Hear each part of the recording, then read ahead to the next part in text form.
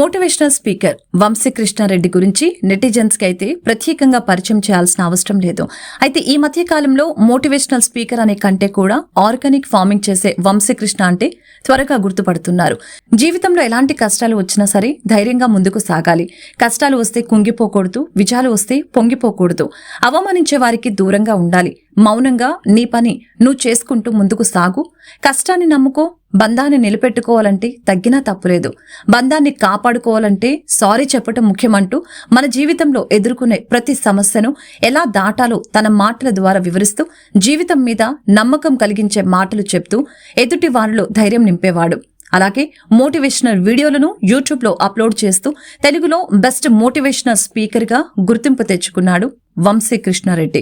YouTube లో motivational వీడియోలు upload చేస్తూ గుర్తింపు తెచ్చుకున్న వంశీకృష్ణారెడ్డి 2 ఏళ్ల క్రితం నేత్రారెడ్డి అనే మహిళను వివాహం చేసుకున్నాడు. సేంద్రీయ వ్యవసాయం చేసే నేత్రారెడ్డి కూడా తన పనికి సంబంధించిన వీడియోలు యూట్యూబ్ లో అప్లోడ్ చేస్తూ సోషల్ మీడియాలో తనకంటూ ప్రత్యేక గుర్తింపు తెచ్చుకుంది. ప్రేమ వివాహం చేసుకున్న ఈ జంట ఆ తర్వాత కలిసి వీడియోలు చేస్తూ ఎందరో యువతకు ఆదర్శంగా నిలిచారు.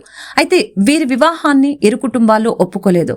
దాంతో అందరికీ దూరంగా వీరిద్దరు మాత్రమే కలిసి ఉండేవారు. సుమారు 2 ఏళ్ల పాటు వివాహ బంధంలో ఉన్న వీరు కొన్ని రోజుల క్రితం విడిపోయారు.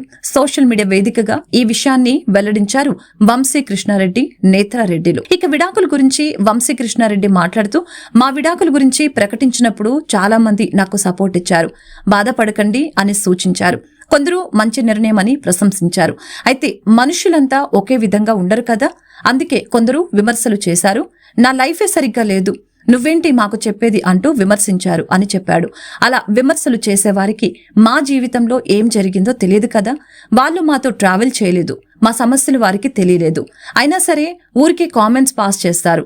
అలాంటి వాళ్ళ గురించి ఆలోచిస్తే మనం ప్రశాంతంగా ఉండలేము. అందుకే ఆ కామెంట్స్ ని మనసుకు తీసుకోలేదు అని చెప్పుకొచ్చాడు.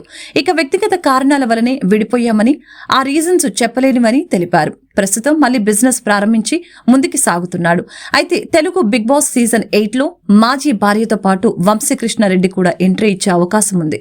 ఎందుకంటే మాజీ భార్య, భర్తలు ఇద్దరు ఒకేసారి బిగ్ బాస్ హౌస్ లో ఉంటే వారి మధ్య జరిగే సంభాషణలు హైలైట్ అయ్యే అవకాశం ఎక్కువగా ఉంటుంది. దీనితో బిగ్ బాస్ టీం ఇద్దరిని హౌస్ లోకి తీసుకుని రావాలని గట్టిగానే ప్రయత్నాలు మొదలుపెట్టింది.